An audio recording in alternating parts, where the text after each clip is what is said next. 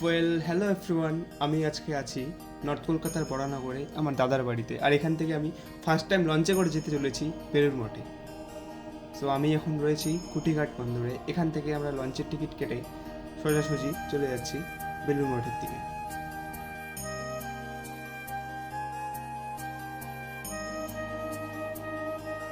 তো আমরা যাচ্ছি এখান থেকে লঞ্চে করে যাব হচ্ছে বেলুড় মঠে, যে পিছনে লঞ্চ দাঁড়িয়ে আছে। এখান থেকে ওই দূরে দেখা যাচ্ছে বেলুড় মঠ। সো আমরা এখন এখান থেকে সোজা বেলুড় মঠের দিকে যাচ্ছি। ফার্স্ট টাইম লঞ্চে ওঠা, এটা একটা অসাধারণ এক্সপিরিয়েন্স। গঙ্গা নদীর উপর দিয়ে সামনে একটা বড় জাহাজ দাঁড়িয়ে, তার সামনে আরও কয়েকটা লঞ্চ। সো ভীষণই এক্সাইটেড লাগছে এই লঞ্চে বসে ফার্স্ট টাইম।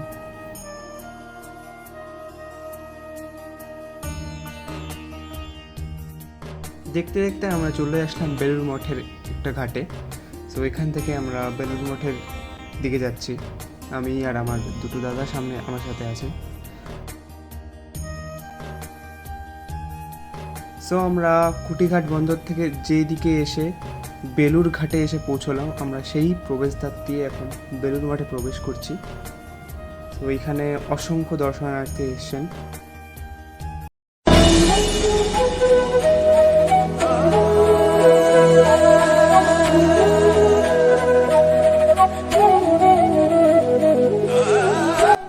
1935 সালে 16ই মার্চ বেলুড় মঠের ভিত্তিপ্রস্তর নির্মাণ হয়।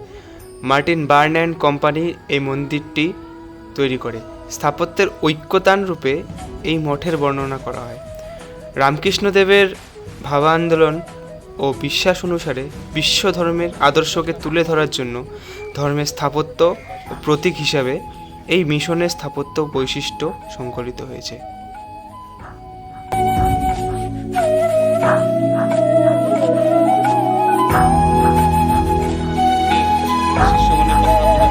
কার কত তিরোধান সেটা বলেছেন, যে শিষ্যগণের নাম পুরো দেওয়া আছে।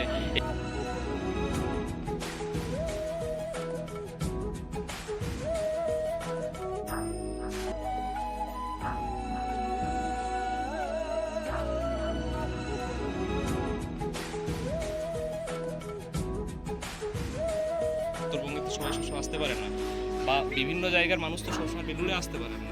এই ভিডিও একটা যদি কমপ্লিট একটা ভিডিও থাকে, সেখান থেকে কিছু মানুষ জানতে পারবে, যাদের ইচ্ছে আছে বেলুড়ে আসার কিন্তু আসতে পারছেন না, তাহলে বেলুড় সম্পর্কে কি জানতে পারবে না, এইসব ভিডিওর মাধ্যমে তাদের জানাটা সহজ হবে। পাশে গঙ্গার সুন্দর করে বাঁধানো হয়েছে। যখন গ্রীষ্মকালে লাল ফুল হয়, তবে এই ধারগুলোতে গাছ লাগালে আরো দৃশ্য আছে, দৃশ্যস্থান।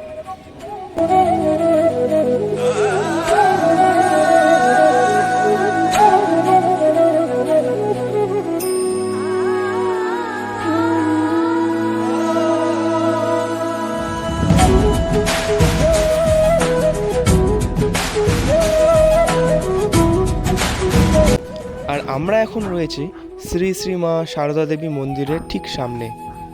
1921 খ্রিস্টাব্দের 21শে ডিসেম্বর এই মন্দিরটি উৎসর্গীকৃত হয়। মায়ের পুতদেহ যেই স্থানটিতে অগ্নিতে সমর্পণ করা হয়, সেই পুণ্য স্থানটির উপরেই এই মন্দিরটি প্রতিষ্ঠিত।